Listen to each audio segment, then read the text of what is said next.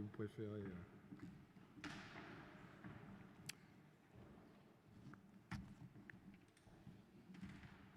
Le mieux, c'est que je vous laisse vous présenter vous-même un par un.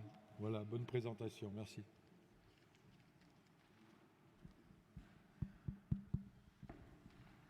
Bonjour, ça fonctionne.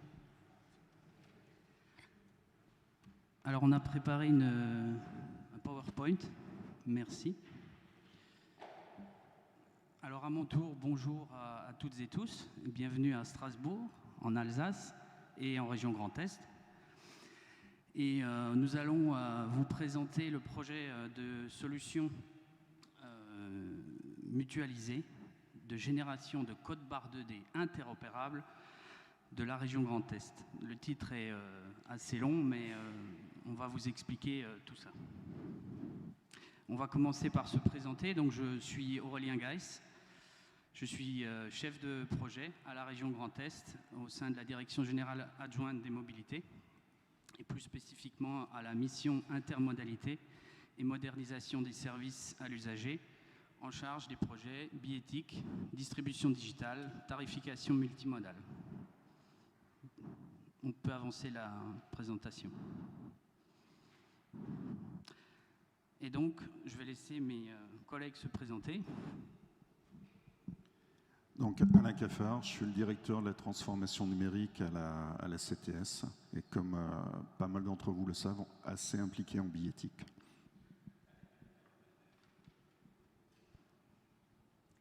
Donc, je suis Catherine Courel. Je pense, ouais. Je suis Catherine Courel, donc je suis l'AMO de la région Grand Est. Je fais partie de la société Nextindis. Et Emmanuel Fliquet, donc de chez Worldline, et j'ai géré le projet en tant que chef de projet. Merci, on peut avancer voilà, la présentation. Donc, un ordre du jour en 5 points aujourd'hui. D'abord, un rappel ou une présentation du contexte de la gouvernance et de l'historique du projet. Un mot sur le travail de normalisation qui s'est conduit en parallèle de la construction de la solution. Une présentation un peu plus en détail de la phase de réalisation de la solution. Et puis je reviendrai sur l'ensemble du travail partenarial qui a été omniprésent du tout début jusqu'à aujourd'hui et qui va se poursuivre. Et enfin, je passerai la parole à Alain de la CTS pour vous donner son témoignage vu d'un réseau de transport public majeur et utilisateur de la solution. Donc le contexte, la gouvernance, l'historique du projet.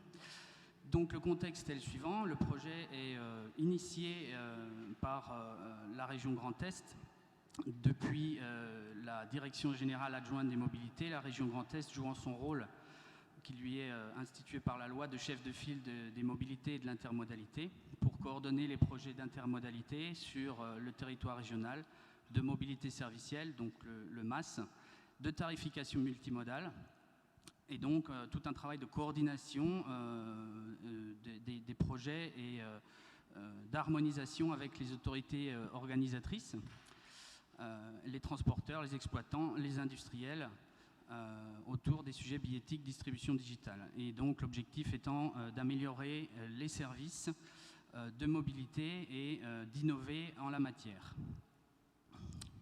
On peut avancer. Donc cette gouvernance, elle est sous-tendue par une charte qui a été instituée et qui a été signée, hasard du calendrier, je ne sais pas, le jour de ma prise de poste en mai 2019, avec les 41 à l'époque collectivités, autorités organisatrices du Grand Est. Et cette charte se décline au format, sur le plan opérationnel, par le Labo des mobilités, qui sont des groupes de travail techniques sur la biéthique, la distribution digitale, la tarification multimodale. Alors de quoi s'occupe-t-on principalement? Donc le système d'information multimodale, le SIM Fluo, que nous gérons donc dans notre équipe, et Tristan, mon collègue, est aussi dans la salle. Si le sujet vous intéresse, n'hésitez pas à le solliciter. La carte simplicité, la carte biéthique historiquement de la région Lorraine, qui est devenue la carte du du Grand Est lors de ce même jalon en mai 2019, et puis donc aujourd'hui la nouvelle solution de génération de code barre 2D. Alors l'historique de ce projet qu'on vous présente aujourd'hui démarre en 2017. La région, les AOM régionales, initient une démarche collective autour de la vente de titres de transport interopérables sur application mobile. Pour accélérer le développement de ces titres, donc le choix du code barre 2D est fait puisqu'il est utilisable sur tout type de smartphone, en privilégiant l'interopérabilité, donc les titres interopérables multimodaux, pour lancer de nouvelles applications mobiles pour les réseaux qui n'en seraient pas encore pourvus, et puis pour améliorer, développer cette fonctionnalité sur les réseaux déjà dotés d'applications mobiles. L'adhésion est massive de la part des collectivités et les AOM, alors 2 groupes de travail sont créés. D'abord un groupe autour des AOM, des collectivités AOM, et puis un autre groupe plus technique, constitué d'industriels, d'exploitants et d'acteurs volontaires.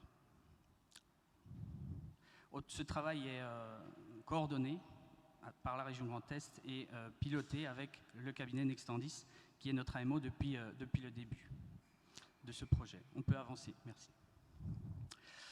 En mai 2019, la nouvelle réunion du Labo des mobilités émerge à ce moment-là l'idée et le projet d'une solution, d'une plateforme mutualisée de génération de code barre 2D qui serait accessible à toutes les AOM partenaires, quel que soit leur fournisseur d'applications mobiles, quelle que soit leur application mobile, et afin d'enrichir ces applications mobiles en y ajoutant la distribution de titres interopérables et multimodaux.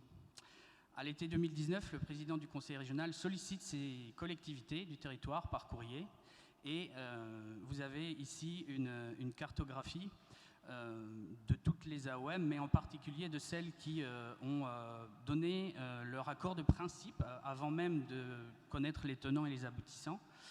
23 AOM ont répondu positivement et se sont déclarés intéressés pour que la région Grand Est poursuive ses travaux et puisse leur en faire bénéficier le moment venu. Voilà, donc la cartographie montre un petit peu la répartition sur la région de ces réseaux qui sont aujourd'hui dotés d'applications mobiles et qui sont partie prenante du projet. Répartition assez homogène, et ceux qui sont encore en gris, nous allons aller leur proposer, les chercher pour développer ce service également. En décembre 2019, le Labo des mobilités se réunit et acte le lancement d'une consultation pour recruter le prestataire, l'industriel qui construira cette plateforme. Et le marché est lancé en janvier 2020. En parallèle de tout ce travail, les travaux de normalisation se poursuivent et la norme qui définit le format normalisé de code barre 2D interopérable est publiée, la norme expérimentale, en octobre 2020. Donc qui vient concrétiser beaucoup de travail coordonné par Nextendis et la région, et qui va permettre de construire la plateforme selon cette norme. En novembre 2020, réception des offres finales au marché. En mars 2021, attribution du marché par la région à la société Worldline. Ce travail, c'est également, j'ai oublié de le dire, encore une fois, et c'est la constante dans ce projet, fait dans une logique partenariale, puisqu'un groupe de travail pour la consultation, pour l'analyse du marché, l'analyse des offres, a été constitué, pas seulement par la région, mais avec les collectivités AOM de la région. Le projet démarre, avril 2021, lancement du projet avec Worldline et avec Nextendis, donc la phase de réalisation qui se poursuit jusqu'à décembre, où la plateforme est mise en marche, en ordre de marche, en environnement de test. Et les travaux se poursuivent encore jusqu'au 21 juillet 2022. Vous voyez, c'est assez récent, où elle est véritablement testée de bout en bout, c'est-à-dire de l'application mobile jusqu'à la plateforme, avec la génération du code barre 2D, avec l'application notamment de la CTS qui a été mise à niveau pour cela, et l'application MyBus de Monkey Factory. 25 juillet, mise en production de la solution. Et puis nous voilà donc à août-septembre 2022. Les premiers enrôlements de smartphones, c'est-à-dire les premiers interfaçages de smartphones et d'applications mobiles sont faits à partir de l'application de la CTS avec la solution. La copie d'écran que vous avez ici, c'est un des tout premiers codes barres 2D générés par la plateforme dans une application de test développée pour l'occasion par Worldline. Alors, vous aurez du mal à lire son contenu, mais c'était juste voilà, pour le montrer, celui-là. C'est le premier, je crois, hein, il me semble. On peut avancer. Alors, je vais passer maintenant la parole à Catherine pour faire un aparté très important sur tout le travail de normalisation qui s'est déroulé pendant ce projet en parallèle.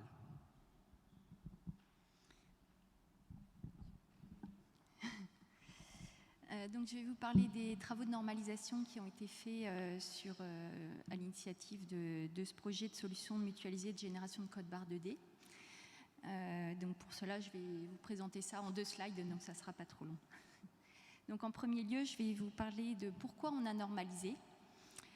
Donc, le parcours d'un usager souhaitant utiliser un titre de transport depuis son application mobile est composé de 4 étapes. Donc, la vente ou l'achat, la validation, la distribution, la validation et le contrôle.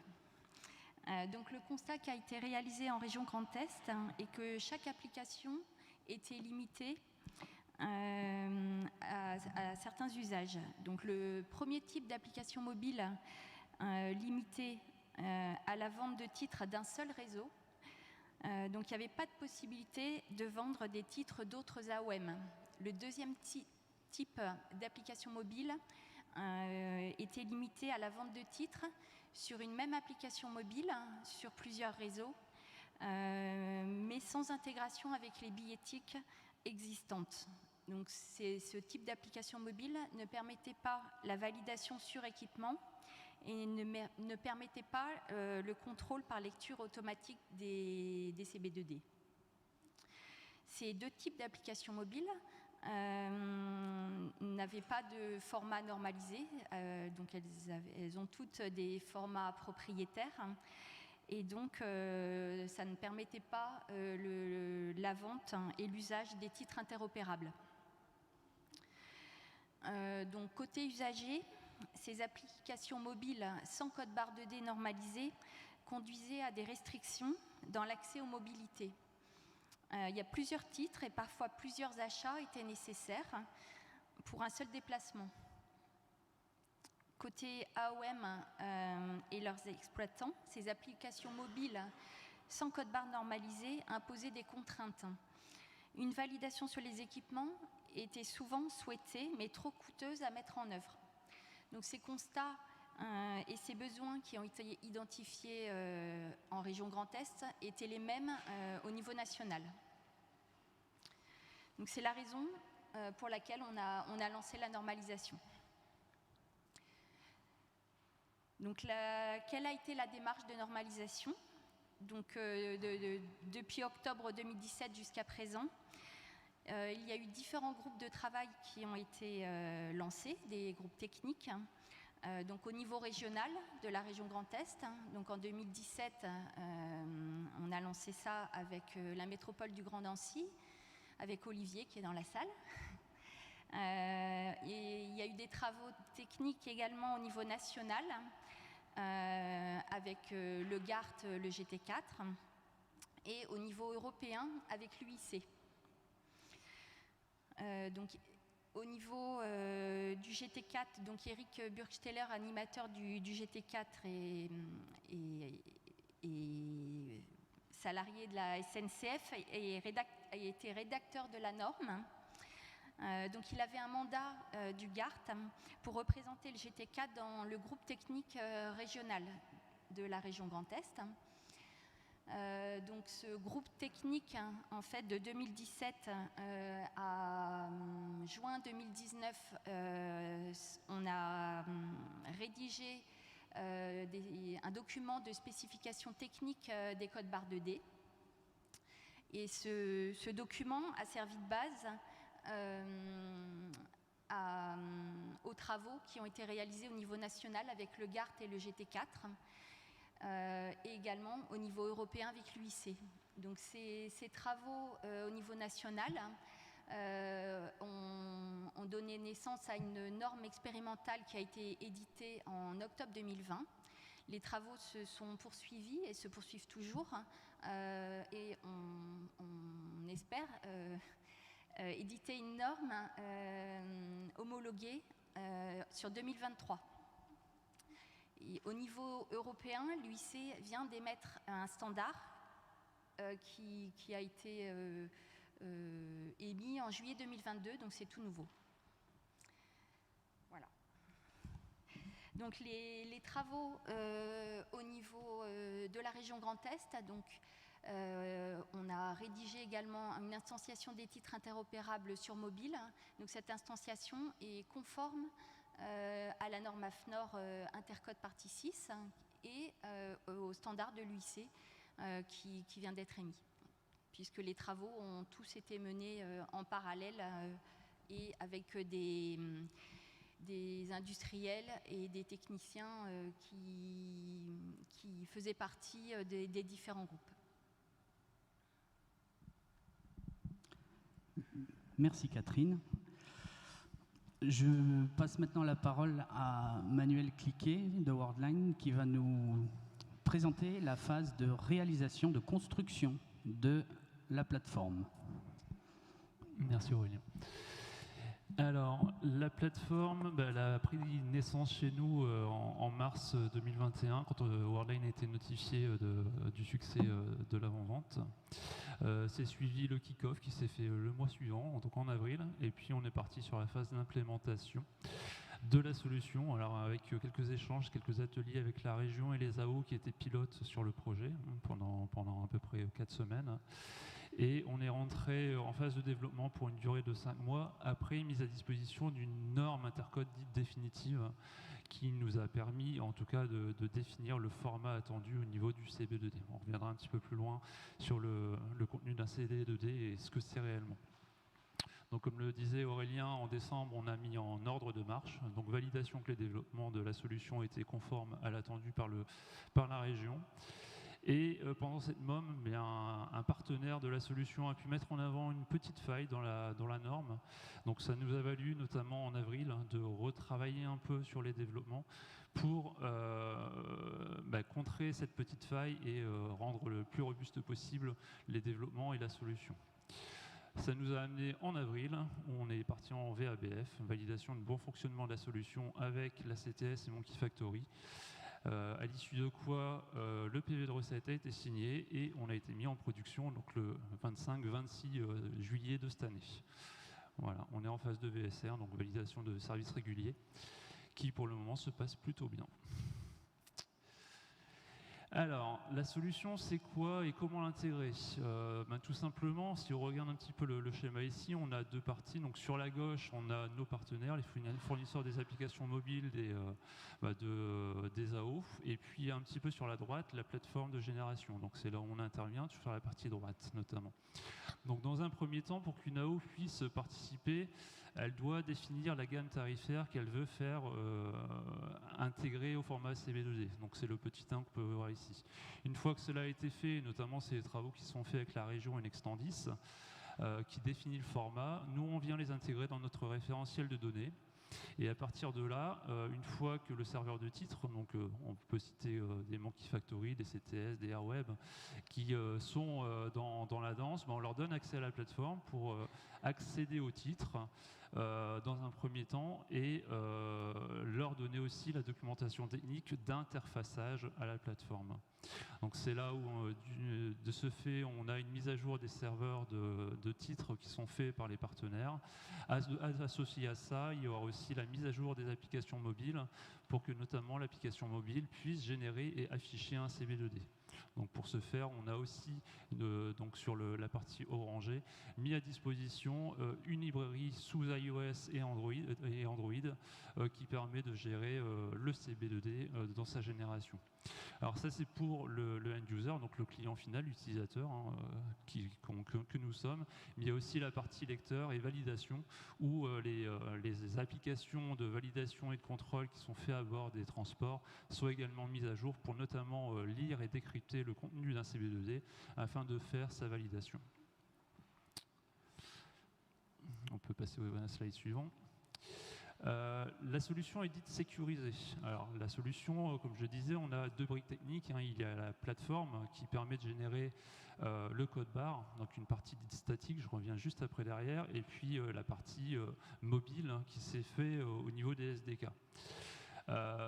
En fait, c'est quoi un CB2D? Donc c'est un code barre 2D, comme tout le monde l'aura compris, c'est simplement un code Aztec dans lequel on vient injecter un contenu qui est normé. Donc la norme que Catherine citait précédemment, une norme intercode qui a été rédigée en partenariat avec le GT4 sous l'UIC.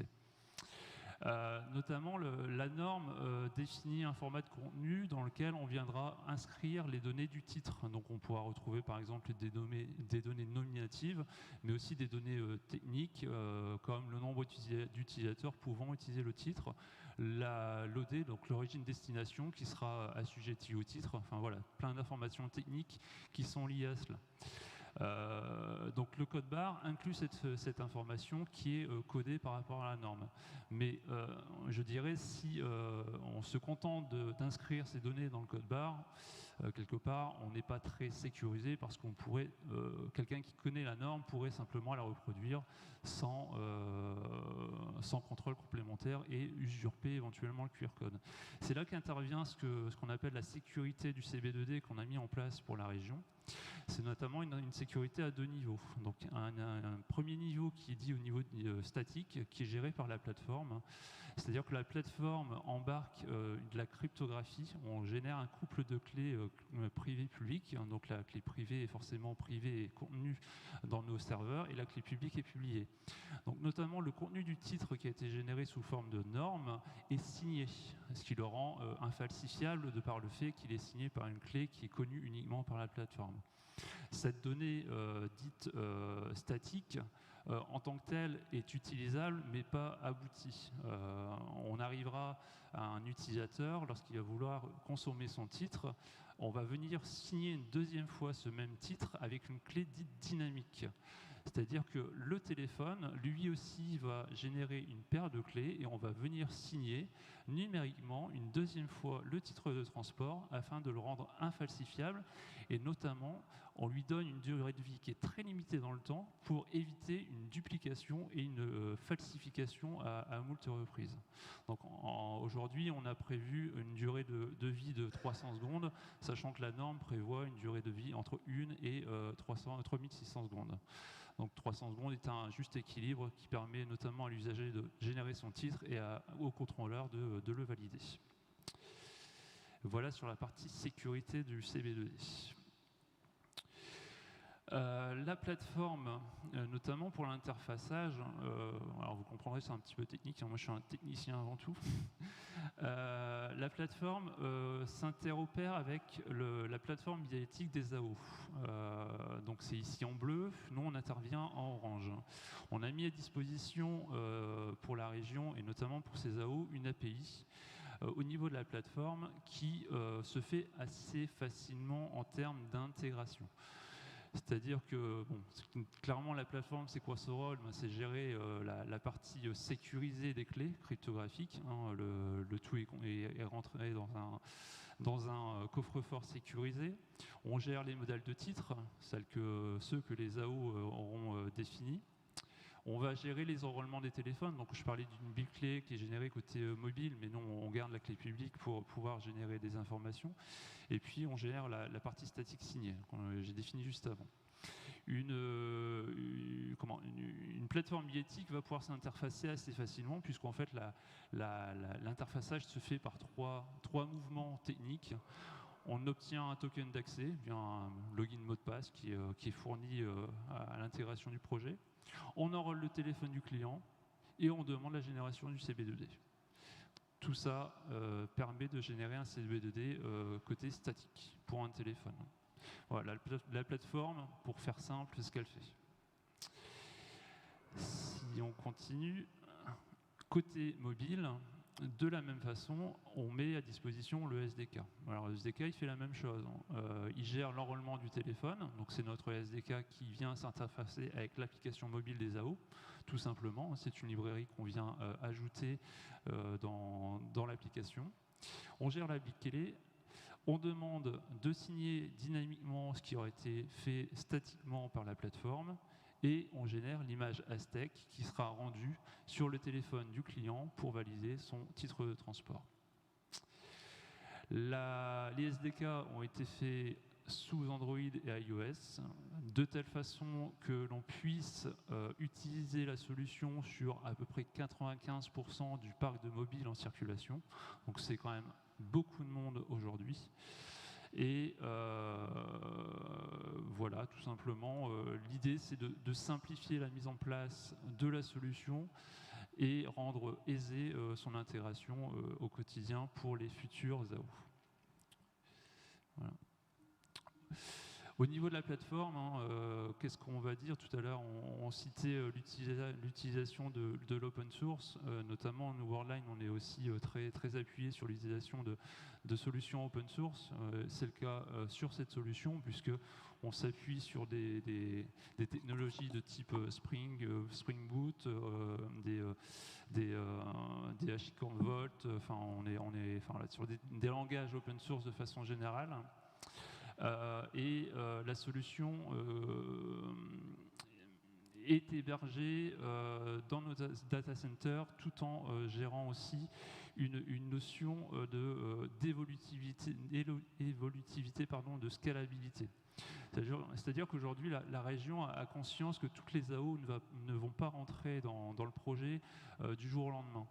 Donc, notamment, on nous a demandé de gérer la plateforme pour qu'elle soit scalable avec des différentes configurations. Une configuration 0 qui est la configuration initiale, jusqu'à une configuration 5 qui permettra à terme sur la solution de permettre l'enrôlement jusqu'à 20 millions de terminaux par an, la génération de plus de 50 millions de CB2D, et tout ça en ayant la possibilité de gérer des pics de charge à hauteur de 100 000 CB2D gérés par jour.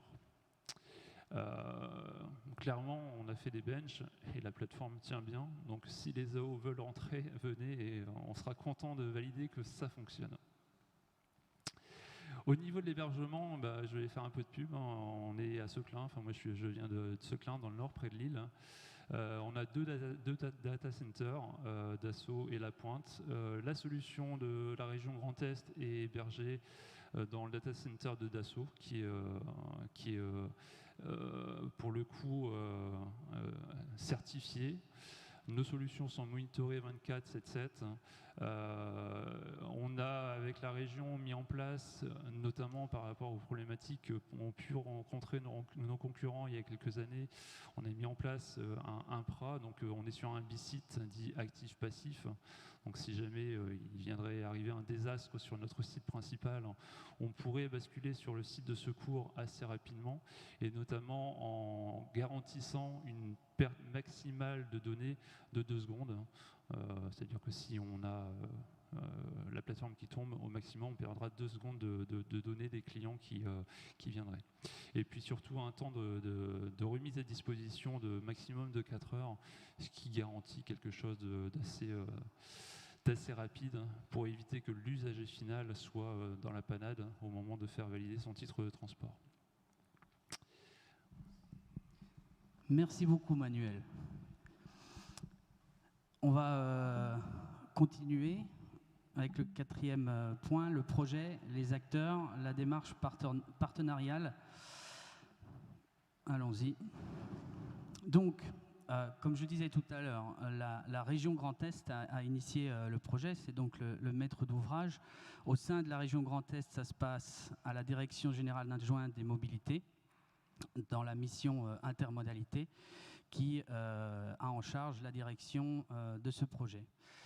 D'autres services sont également mobilisés, notamment la direction des transports routiers de voyageurs, hein, c'est-à-dire les collègues qui gèrent toutes les lignes de cars interurbaines de la région. La direction des mobilités ferrées, qui est l'autorité organisatrice pour le TER Grand Est, donc bien évidemment partie prenante. La direction du numérique, puisqu'on met en œuvre un nouveau service numérique de mobilité et notre direction du numérique veille à la conformité par rapport à certaines exigences, notamment par rapport à l'ANSSI, l'Agence nationale de sécurité des systèmes d'information, et pilote notamment l'homologation RGS, c'est-à-dire la conformité au référentiel général de sécurité national. Et puis Data Grand Est, qui est notre service de management et de valorisation de la donnée, puisque non seulement, on l'a entendu tout à l'heure, c'est le nerf de la guerre, mais c'est également ce que nous demandent les AOM utilisatrices du service. Elles ont besoin d'avoir un retour de données pour savoir quel est l'usage du service sur leurs applications mobiles. Alors on n'était pas tout seul, évidemment, je le disais, Nextendis, notre AMO depuis le début du projet, Worldline, le maître d'œuvre qui nous a construit la plateforme, et puis la démarche partenariale avec de très nombreuses AMO. Je parlais des 23 qui se sont engagés au début, je parlais également des 41 qui ont signé la charte. J'en ai mis ici quelques-unes, je ne voulais pas faire une tapisserie de logos de ce slide, même si ça s'en approche. Celles qui ont, je dirais, le plus participé durant les différentes phases du projet, du tout début jusqu'à aujourd'hui. Donc les collectivités, les AOM partenaires, et puis sur la droite, eh ben, les réseaux de ces collectivités, leurs exploitants, leurs industriels de billettique et d'applications mobiles qui sont tous ici montrés pour avoir participé à un moment donné, ou depuis le début, ou plus tard, ou plus tôt dans le projet, et qui ont, j'allais dire, mis la main à la pâte. Et puis enfin, les organes de normalisation, encore un clic s'il vous plaît. Donc Catherine en parlait tout à l'heure, l'AFNOR, le GART, l'UIC, sur lesquels on s'est énormément appuyé afin de garantir de rester dans les standards dont ils sont eux-mêmes garants. Voilà, donc ça fait du monde, hein, comme vous le voyez, et encore, ils ne sont pas tous sur cette diapo. Et la région Grand Est essaye de coordonner tout ce petit monde vers cet objectif. Donc, comment ça se traduit très concrètement? La plateforme, la solution est en production depuis le mois de juillet. Les réseaux, les AOM commencent à l'utiliser, se rapprocher de nous, et on est dans des projets de déploiement sur l'un et l'autre réseau. Strasbourg, Nancy et d'autres. On a pris le même modèle partenarial que ce qui était déjà existant pour le SIM, le système d'information multimodal fluo. On a réuni les AOM dans un groupe de travail pour rédiger une convention multipartenariale de répartition des coûts d'exploitation de la solution. Donc pour rappel, la région Grand Est a financé le projet. Donc l'investissement qui est à peu près autour de 900 000 euros a été porté par la région. Et aujourd'hui, au démarrage de la solution, on est dans une configuration qui donne lieu à peu près 200 à 225 000 euros par an de frais de coûts d'exploitation. Cette répartition des coûts, c'est 50% pour la région, par la région, et les 50 autres % sont répartis entre les AOM signataires de la convention de répartition. Donc ça a fait l'objet de réunions collégiales. Tout le monde tous les participants de ce groupe de travail ont contribué. Et on trouve donc dans cette convention des modalités de répartition des coûts, des modalités des évolutions futures. On pourra avoir des évolutions, combien ça coûte, qui paye, quel est leur impact financier sur leur participation respective, et puis les modalités de gouvernance. Aujourd'hui, 35 collectivités sont signataires de cette convention. Évidemment, ne l'utilisent pas encore la solution toute, mais le dispositif se veut aussi incitatif. Venez, vous payez, donc utilisez le service. Ils sont en cours de délibération de la convention. Ici, en ce moment même, à quelques encablures d'ici, au siège du conseil régional, le conseil régional est en train de délibérer la convention pour le compte de la région Grand Est. Et elle entrera en vigueur au 1er janvier 2023. Voilà. Et je passe la parole maintenant au dernier point à Alain pour la CTS. Alors merci. Donc moi je vais vous parler de notre expérience concrète. Alors tout d'abord, ça fait un moment qu'on a des objectifs partagés avec la région. Donc c'est avec une volonté de faciliter les déplacements sur l'ensemble du territoire et d'accueillir le mieux possible les gens qui viennent visiter notre ville. Alors ça ne date pas d'aujourd'hui, puisqu'on travaille déjà avec Hoplink. Donc Hoplink, là, c'est sur des cartes. Sur toutes les cartes de simplicité de la région, vous avez Hoplink, et avec une carte, vous pouvez déjà vous présenter sur un de nos distributeurs et acheter un titre sans avoir rien besoin. Et en plus, on a mis l'AMC. Donc on a Hoplink. Toute la partie information voyageur, dès le début, on a travaillé avec le SIM Grand Est, parce qu'on a du service qui convient tout à fait.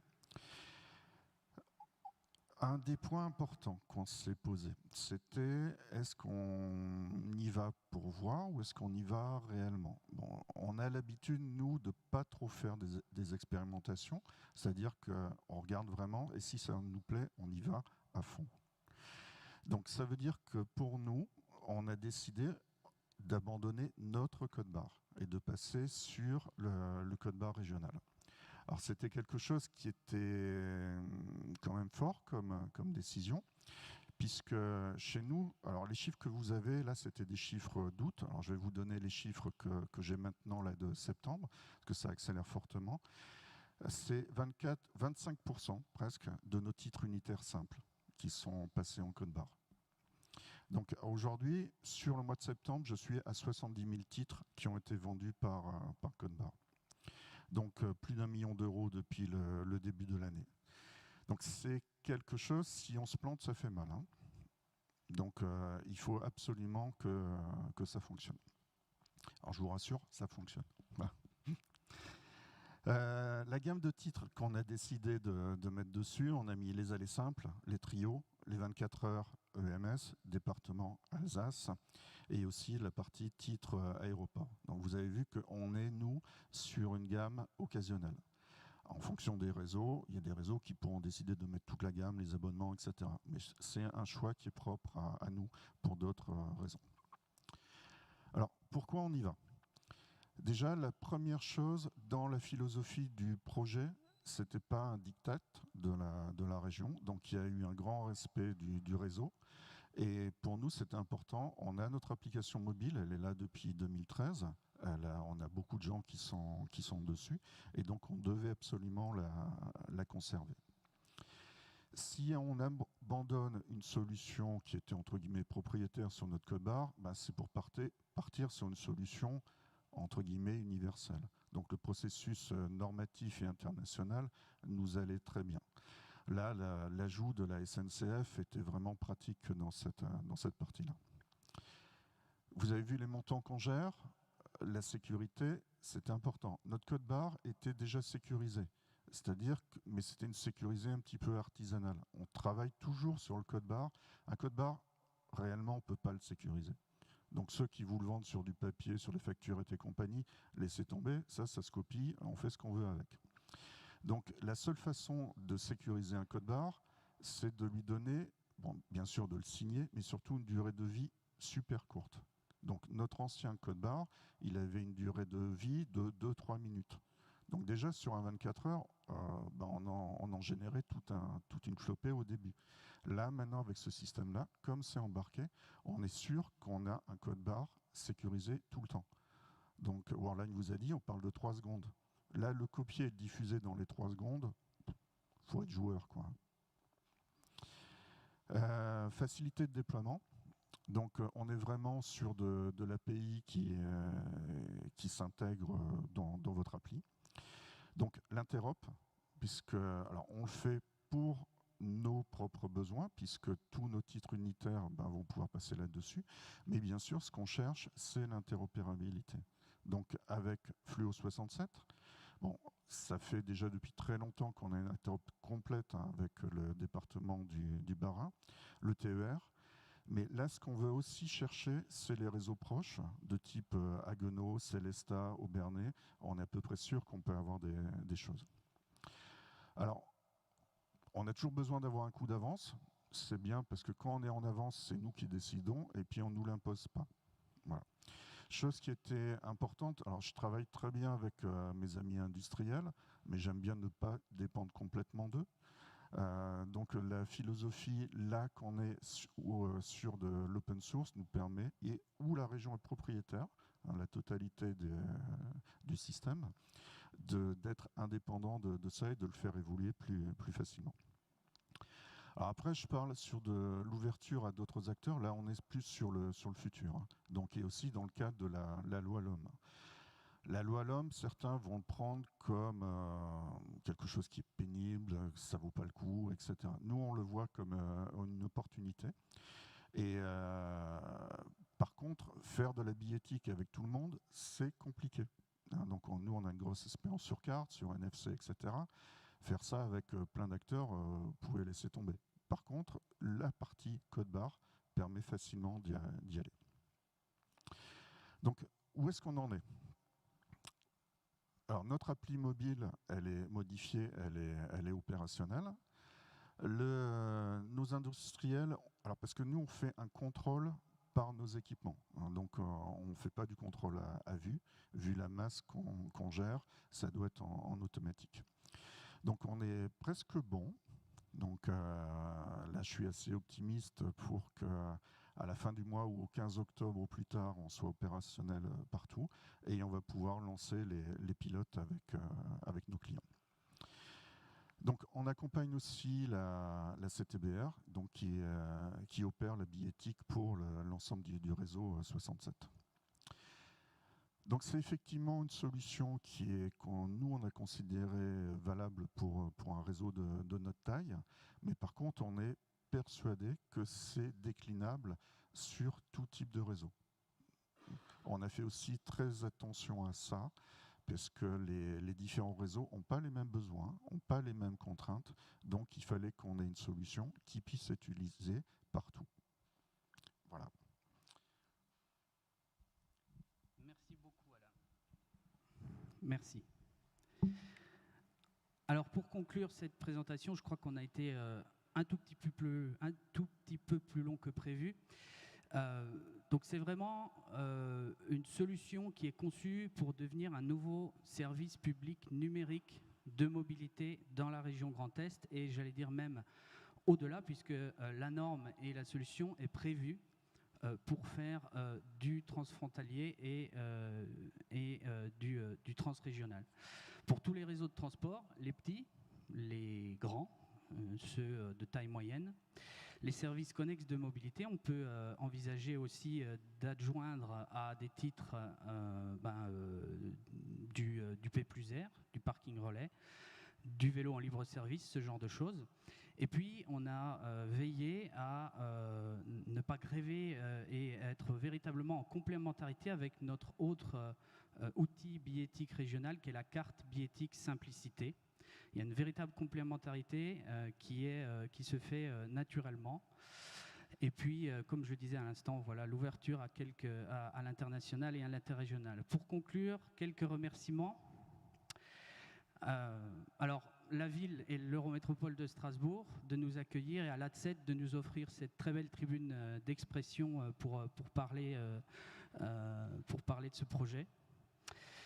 Je voudrais vraiment remercier de façon très appuyée toute l'équipe projet. Alors, les 3 personnes qui sont à mes côtés, mais il n'y a pas que. Comme vous l'avez constaté sur le slide tout à l'heure, beaucoup de monde a mis les mains dedans, s'est impliqué à mouiller le maillot, et on arrive aujourd'hui à un résultat qui est de très grande qualité et très prometteur pour l'avenir. Donc vraiment un très très grand merci à toutes les personnes qui sont venues et qui sont sur ce projet. Les collectivités, les collègues de la région et puis puis les équipes notamment aussi de TER Grand Est, billettique, qui nous ont notamment à un moment donné aidé à garder la cohérence justement avec les instanciations billettiques carte et le code barre 2D. Le GART, le GT4, Eric Buchstaller a vraiment mouillé la chemise, notamment. L'UIC, je pense à deux personnes notamment qui nous ont beaucoup aidé, Kurt De Vrint et Fabrice Seta. Et puis, last but not least, comme disent les Britanniques, deux personnes qui étaient vraiment à l'initiative de ce projet et sans qui on ne serait pas là aujourd'hui. Olivier Ladec, Pascal Rascalon, merci. Et j'en ai terminé. Donc, si vous avez des questions, on peut prendre désormais les questions. Merci.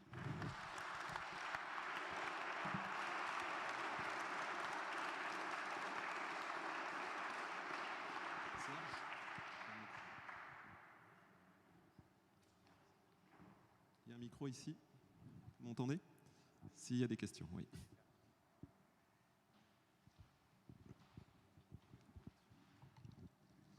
J'ai une question bête.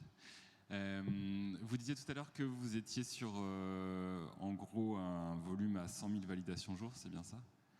Que le système permettait 100 000 validations jour en max. Et à l'échelle de la région Grand Est, ça ne me paraît pas si énorme que ça en volume. Du coup, ma question, c'était est-ce que ça risquait pas de limiter justement cette utilisation plutôt au titre ponctuel et du coup de limiter dans les abonnements? Ça, c'était une première question.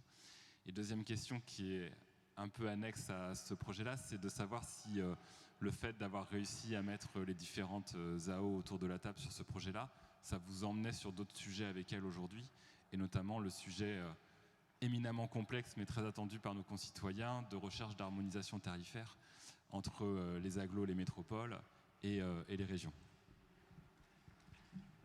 Je te laisse répondre sur la première question. Je vais prendre la partie technique. En fait, on a fait des benches sur la solution et comme je le disais tout à l'heure, on a 5 configurations prévues de 0 à 5. Et aujourd'hui, on est en configuration 0 où nos équipes de bench ont déroulé des scénarios pour charger la plateforme et voir ses limites. Il se trouve que la charge a été assez importante puisqu'on a généré et enrôlé 2 millions de terminaux en 10 minutes. Ça n'a pas bougé. Et on a généré jusqu'à 400 000 titres, pareil, sur 10 minutes. Donc quand on nous demande de tenir 100 000 titres sur la journée, on n'a pas trop peur.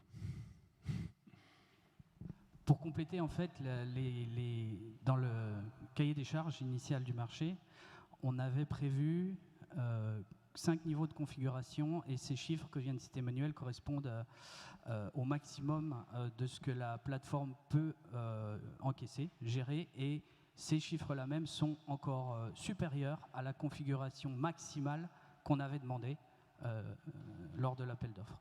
Pour répondre à la deuxième question,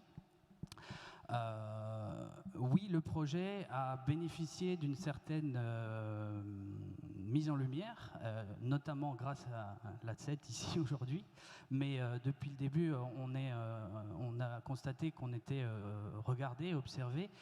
Mais cette fédération des AOM autour de ce projet, je dirais que c'est plutôt grâce au Labo des mobilités et la gouvernance déjà installée au départ, la charte de l'intermodalité, qu'on a réussi à lancer le projet et à fédérer les AOM, les industriels et tout le travail qui a été fait en amont sur la gouvernance pour permettre justement que cette mayonnaise prenne. Voilà.